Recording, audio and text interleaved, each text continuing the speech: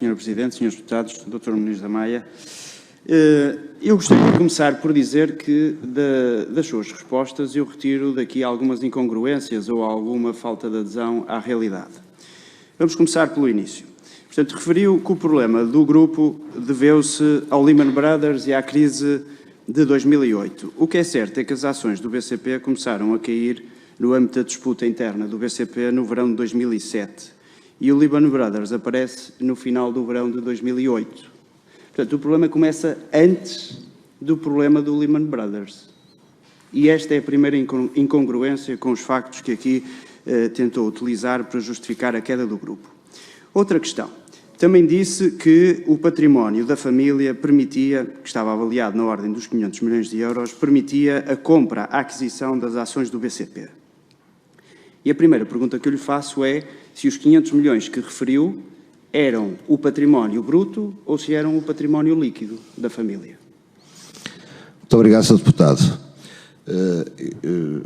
Eu julgo que não há incongruência nenhuma porque, se recordarem, as cotações do BCP em 2006, inícios de 2007, rondava €1 e qualquer coisa e €2. Aquilo que a imprensa chama guerra de acionistas valorizou a participação. Até, ou seja, se formos ver as cotações em setembro de 2007, outubro, por aí, andava na casa dos 3 euros. 3 euros e muitos. Portanto, julgo que não há incongruência. Quando comprámos a preços antes dessas guerras, que se lhe chamam guerras, porque não, enfim, não...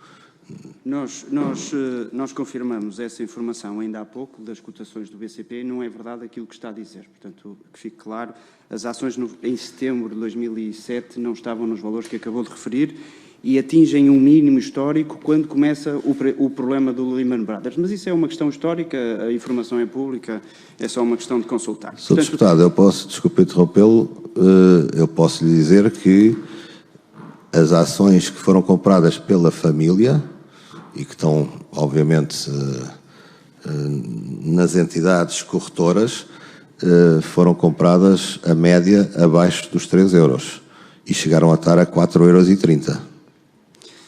Aquilo que eu posso dizer, e que nós confirmamos, é que com a guerra do BCP, daí para a frente as ações começam a cair e atingem mínimos em meados de setembro de 2008, quando começa o problema do Lehman Brothers. Portanto, a justificação para a ruína do grupo Muniz da Maia não é o Lehman Brothers.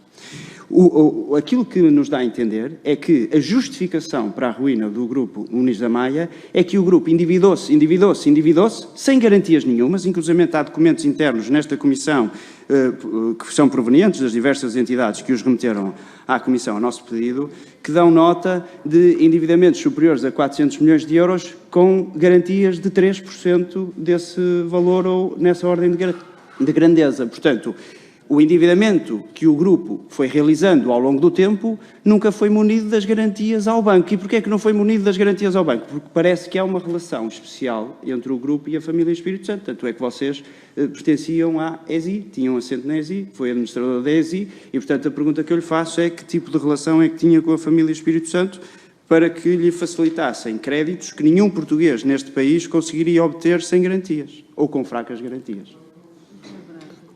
Como eu já transmiti, muito obrigado, Sr. Deputado, mas como eu já transmiti, a relação com a família e o Grupo Espírito Santo já vem de há muito tempo dos vários negócios e, portanto, a relação era meramente institucional. Não havia relações pessoais. Obviamente é-se conhecido, mas em qualquer tipo, enfim, como havia relações com o engenheiro Jardim Gonçalves, como o atual presidente do novo banco, várias pessoas, enfim, aí de Portugal.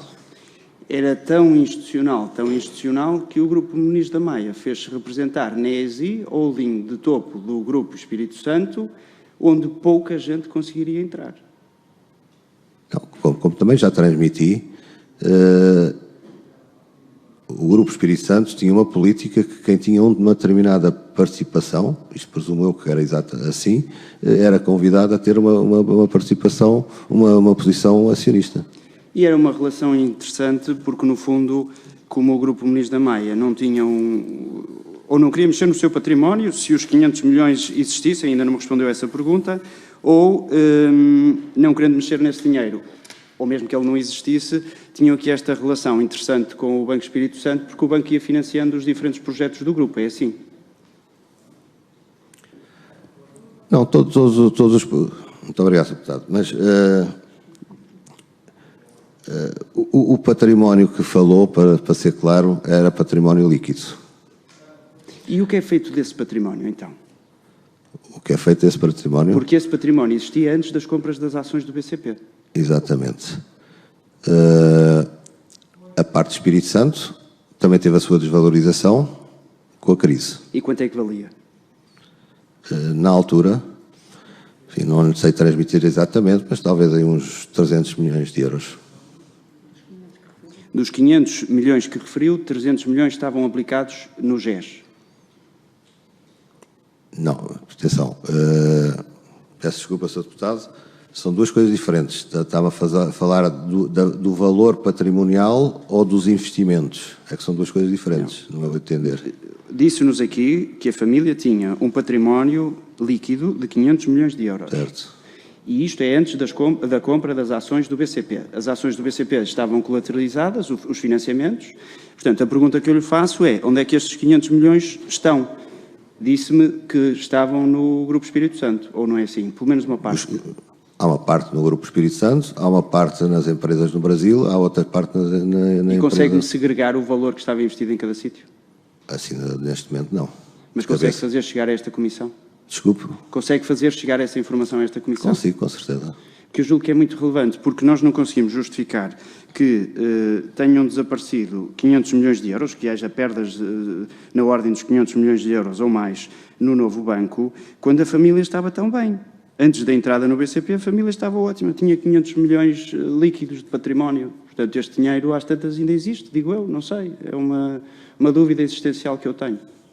Mas já agora pergunto-lhe. Sr. Deputado, se vai chegar cá essa composição. Muito bem. Agradeço. Também disse que os ativos dos bancos são os empréstimos. E, portanto, os depósitos são um passivo dos bancos. Tem razão, mas isso é verdade quando os empréstimos são pagos. Porque se eles não forem pagos, eles não são ativos dos bancos. Bem pelo contrário, eles tornam-se em ativos tóxicos, como temos visto, com a geração de imparidades e a destruição de capital das empresas. Isso acontece nos bancos ou em qualquer outra empresa, quando os ativos são desvalorizados. Só para deixar aqui esta nota e para enquadrarmos devidamente as questões que estamos aqui a analisar. Referiu também que o novo banco, a determinada altura, contratou a Resolutions para a Y-Base para controlar a parte operacional da empresa. É assim? Exatamente, Sr. Deputado. Nós temos informação da Deloitte que diz exatamente o contrário. Diz o seguinte, o novo banco, de facto, estava muito preocupado com a gestão da Y-Base e diz assim, colocou como condição para a manutenção do apoio um reforço na gestão que colmatasse essas preocupações, tendo a Y-Base contratado a Resolutions para realizar o controle operacional do projeto. Afinal, quem é que contratou a Resolutions? Foi a Y-Base ou foi imposto pelo novo banco? Muito obrigado, Sr. Deputado. Enfim, não conheço a auditoria da Deloitte, como mencionou. A única coisa que eu conheço é o que aconteceu. Perdão. Efetivamente, o novo banco impôs a Resolution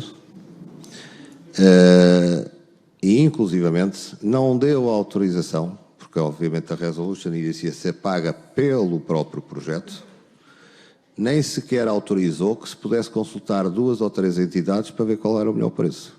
Foi imposto pelo novo banco, o relatório da auditoria diz, não sei que nunca li a auditoria da Deloitte, como referenciou, mas isso, existem documentos que comprovam isso. Muito bem. Deixe-me também de fazer esta observação. O projeto NATA 2 tinha um conjunto de devedores, 9 devedores relevantes, a Sogema, Ongoing, Prebuild, IMG, Tiner, Control Invest, Londimo, Ovibreca, Tricos. As dívidas destes diferentes grupos totalizavam 2.139,8 milhões de euros. A parte imputável à Sogema são 560 milhões de euros. Portanto, estamos a falar de 26% do projeto NATA 2, que é um valor relevantíssimo. Nós, quando falamos destes milhões todos, não são trocos, são valores muito relevantes. E a pergunta que eu faço é, ainda que o novo banco tenha vendido o Nata 2 e isso lhe tenha desagradado, como já percebi, e provavelmente até vendeu por um preço, enfim, pode ser discutível, mas não vou entrar nessa conversa agora aqui. A questão que eu lhe coloco é se, à data de hoje, continua a fazer um esforço para pagar não só aquilo que, eventualmente, a Davidson Kemper lhe poderá exigir com as cartas ou os recibos ou as faturas ou o que quer que seja que lhe mande mensalmente ou de tempos a tempos, mas se no seu íntimo, porque esta também é uma questão moral, se mantém a intenção de liquidar a totalidade dos valores que ficaram em dívida ao longo do tempo. Sr. Deputado, muito obrigado. Até à data apenas fomos informados que a dívida, enfim, o fundo, que eu não sei exatamente qual é, que tinha adquirido os créditos da Sogema. Também nos disse aqui, ficou muito surpreendido que isto tivesse sido vendido, porque até já tinham feito propostas mais interessantes. Que propostas é que fizeram? Nós fizemos uma proposta concreta, perto da ordem de 100 milhões de euros, pagos em 15 anos, presumo eu. E esse dinheiro não poderia ter sido utilizado para amortizar a dívida que estava pendente? Não, porque é um projeto de 15 anos. Ou seja, precisava de fazer novos financiamentos para desenvolver novos projetos que iriam gerar cash flows que eventualmente serviriam para pagar a dívida, é isso? Não, Sr. Deputado, era manter basicamente as empresas a funcionar que gerassem os cash flows para ir pagando. Pois, também há uma conclusão que eu tiro desta nossa audição, no tempo que já leva, é que efetivamente vocês tinham ativos biológicos que eram muito valiosos, o que não era valioso era o ativo biológico do novo banco, que é o dinheiro que ele emprestou e que não foi devolvido por incapacidade ou por outras razões que eventualmente poderão ter subsistido. E, portanto, efetivamente o dinheiro ainda não é um ativo biológico. Voltando à... Peço desculpa, Sr. Deputado, posso interrompê-lo? Pode. Não, não me parece que essa conclusão seja a correta. Porque, efetivamente, com aquilo que o senhor outro deputado levantou, havia ativos biológicos e havia várias empresas que poderiam suportar. Com a situação brasileira, a coisa ficou mais complicada. E, nomeadamente no projeto IABase, havia um ativo biológico que ficou abandonado, que eram 10 mil hectares que estavam plantados, porque, obviamente, os proprietários das fazendas acabaram por se apoderar por incumprimento de contrato. Mas quem incumpriu o contrato foi a Y-Base, é isso? Não. Então quem é que incumpriu o contrato? Quem incumpriu o contrato foi o novo banco. E em que medida... Vamos lá ver, mas o novo banco incumpriu porque não injetou mais dinheiro para além daquele todo que já tinha injetado, é isso? Não, então... peço desculpa, Sr. Deputado. O contrato do Y-Base, ou do projeto de 25 mil hectares, era um Project Finance. Como Project Finance, havia obrigatoriedade por parte do banco de completar o projeto que não acabou por completar. Mas o que é que cabia ao novo banco fazer, em concreto? O contrato desse projeto, propriamente dito. E o que é que implicava o contrato? Ir financiando à medida que o... Ou seja, mais projeto... dinheiro em cima dos mais de 500 milhões que já tinham sido injetados. Não, isso faz parte dos 500 milhões. Faz parte dos 500 milhões, mas eles não cumpriram. Foi o que disse. Mas ele disse que eles não cumpriram. O projeto tinha que ser financiado, como foi aprovado. Tinha um encadeamento de desembolsos ao longo do tempo, portanto não foi posto o dinheiro à disposição na sua totalidade. E, portanto, à medida que o projeto ia avançando, iam sendo feitos os desembolsos até que o projeto era 100% implementado. Pois. E ficou totalmente à disposição do novo banco o projeto. Claro, os ativos biológicos. Depois do insucesso ou da luta do BCP, nem vale a pena entrar aqui em grandes conclusões sobre isto, enfim, já toda a gente percebeu o que é que aquilo foi. E hoje é o Fundo de Resolução que ainda anda a pagar muitas destas coisas. Depois desse insucesso, decidiu comprar ações do BCP com o colateral, ou antes, com uma garantia ações do UBS com uma garantia do BCP. Como é que depois desta experiência tão mal sucedida do BCP ainda se mete no UBS? Não, o negócio da UBS foi anterior ao BCP. Ou em simultâneo, não sei, já não me recordo bem. A informação que eu tinha aqui é que tinha sido logo a seguir, mas posso estar equivocado. Logo a seguir, não. Muito bem. Mas fica registado... Não, de momento, agora também não me recordo, Sr. Deputado, peço desculpa interrompê-lo. Não, sem problema. Mas fica registado que ainda assim o BCP perdeu aqui também uns milhões com esta operação por causa da garantia. Pronto, cumpriram a parte deles. Relações com o GES. Nunca estranhou o facto de obter financiamentos tão acessíveis e tão disponíveis por parte do Grupo Espírito Santo, neste caso do Banco Espírito Santo, sem grandes garantias? Há bocado até disse aqui que o comportamento da banca há uns anos era leviano. Portanto, concorda que o Banco Espírito Santo, quando lhe emprestou o dinheiro, foi totalmente leviano porque não exigiu as garantias adequadas? Ou discorda disto? Eu acho que à época e como as coisas funcionavam naquela época, que não tem nada a ver com a situação atual, à data de hoje é nesse sentido que eu digo que é leviano. À época não o era. Eu posso lhe acrescentar que depois do investimento já feito no BCP, nos tais 300 e poucos milhões, houve outra instituição, uma das grandes instituições portuguesas, que também veio disponibilizar mais dinheiro para investimento, ao qual foi recusado pela família Muniz da Maia. Portanto, nós tínhamos as coisas ponderadas dentro do que era conhecido naquele momento. O Grupo Muniz da Maia tem condições de continuar a pagar ao novo adquirente do Nata 2? Peço desculpa, não entendi. O Grupo Muniz da Maia, ou o que sobra dele, ou quem tem as dívidas, não é? Quem detém as dívidas, tem condições de continuar a pagar ao fundo que adquiriu o Nata 2? Eu não tenho conhecimento de quais são as condições, não sei, não faço ideia. Nem sei o que é que o fundo pretende efetivamente. Eu também não sei quais são as condições, mas se eu devesse dinheiro a alguém, sei qual é o valor da dívida e qual é o valor da prestação que deveria pagar. Pelo menos isso eu saberia, digo eu. Pois não sei, nem tão pouco sei por quanto é que o fundo comprou. Pois, eu também percebo... Eu percebo a sua estranheza, porque eu também fico muito estranho com estes 500 milhões, acho isto tão leviano como referiu, concordo totalmente consigo, que acho que todos nós ficamos surpresos e admirados, mas enfim. Conclua o seu raciocínio, por favor. Sim. Nas ações judiciais no Brasil, existem ou existiram uma série de ações judiciais, inclusive do Estado brasileiro, houve penhora de ativos no Brasil. Qual é o ponto de situação destes processos? Ainda existem essas penhoras, os arrestos? Estão resolvidos? Quem é que detém os bens? Foram dados bens ao novo banco? Não foram? Era isto que eu gostava de saber. Obrigado. Muito obrigado, Sr. Deputado. O assunto Brasil, o processo foi encerrado no que diz respeito ao processo civil.